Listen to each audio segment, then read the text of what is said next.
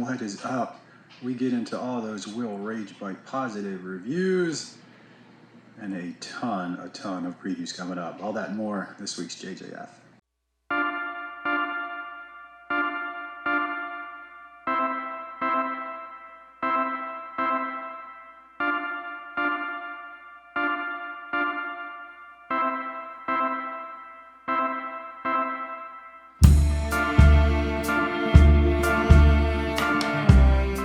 Keeping it up this week goes it to Thomas Augusto. You remember him, Locke from In Unison, and Thomas is just wrapped up on another movie. He's in a lot. Thomas is in a lot. He's in a lot. This movie's called Sleepers that he just wrapped up on. So great job, Thomas. Keep it up, man. He's always excited and always promoting the stuff that he's in. Viewer mailbag this week goes out to a new subscriber, Topher Strudel. So thank you very much and welcome to JJF. Movie picks of the week. Nothing super stellar this week. I will say that I did buy the Robin Williams box set at Walmart. One of my rules is when I go out movie shopping is if I see a stand-up special, especially on thrift stores, I have to buy it, unless it's Carlos Mencia.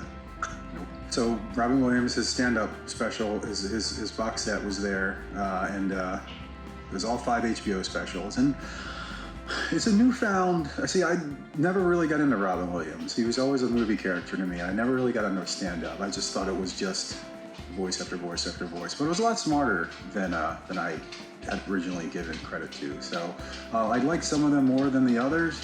But yeah, I mean, it was great. There is a certain section on there, Howie Mandel and a couple of other up-and-coming stand-up comedians in the middle. Oh man. I was dying, but just the 80s humor that you can't really do anymore. So that was one, and then Curtains in 1983, very, very under the radar slasher film, and the premise was awesome. This director was going for this role, and there were 6 actresses all vying for the same part, and they were living in this remote mansion.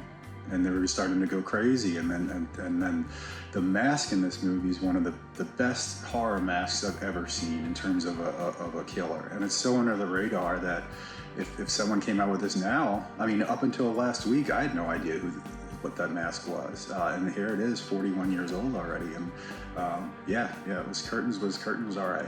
Casting and performance updates. This is another Curtains. Marcus did not do a theatrical version of that movie. But we did see Curtains on Thursday night, and it was a lot of fun. The costumes were spectacular, so great job, Marcus. And then hats off to Marcus, too. Marcus played Aaron, one of the leading roles, and Marcus is also has snagged another leadership position for future productions later this year as well, so great job, Marcus. And then tonight, Tuesday night, in Hamden, the premiere of There Be Ghosts, and super fucking excited to see this movie, man. So if you saw the trailer last week, from Shifted Industry, John Beckham director, and Daniel Sador's producer and DP. We're going to see those guys tonight, Tuesday night, in Hamden for the premiere.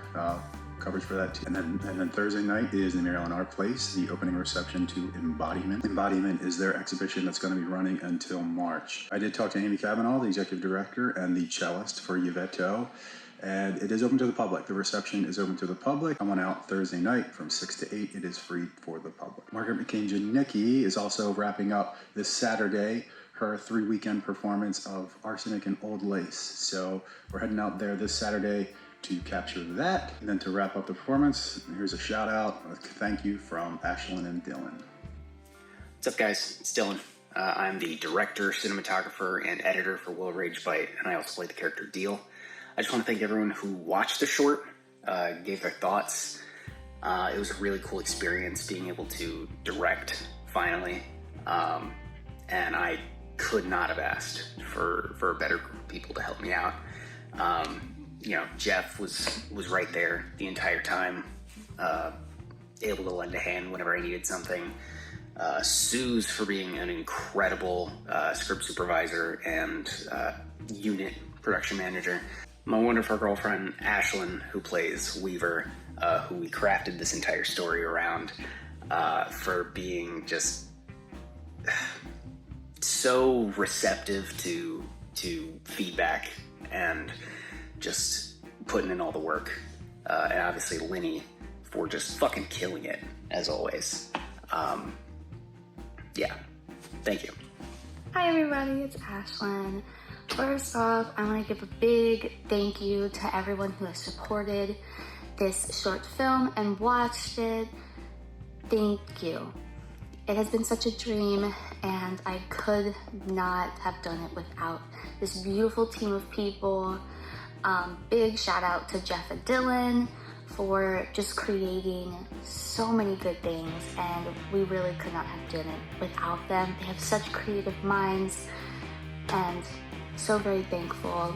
And to my co-star Lenny, she really helps me get into Weaver. Whenever she's near me, I just tap into Weaver.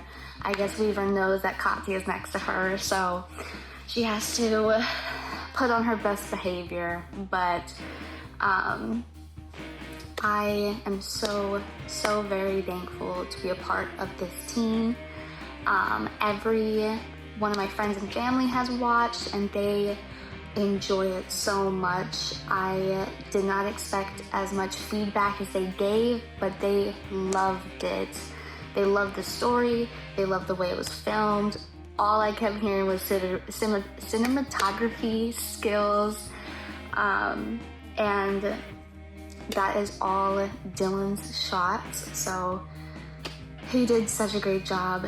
Thank you everybody for watching and supporting us, and I can't wait to continue Weaver's story and forever see how the world takes her. And then lastly, news, not a ton this week, but man, next week's is promising to probably be a double-sized issue. And then Sunday, for the first time in 53 years, Baltimore is hosting the AFC Championship game. So what a great opportunity to get some raw reactions. I think this is a great way to infuse some of the suggested reaction videos Tim suggested. This is a once-in-a-lifetime thing, hosting the AFC Championship. And I'm going to do it at Checker Spot. I'm going to watch it at Checker Spot, tag them, tag the folks in there, and this will maybe be able to, latch on to an audience that would never think of looking at Jinx films or in Unison, a sports audience.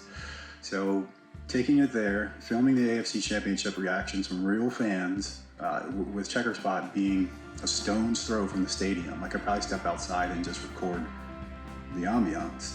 But it's going to be interesting. It's going to be cool. If they lose, it's still a reaction video. It's still going to be really great material, and it's a great way to establish even more partnership with Checker Spot. So yeah, just next week's episode is going to be crazy. So real quick, recapping everything for next week. Tuesday, premiere of There He Goes from Shifted Industry.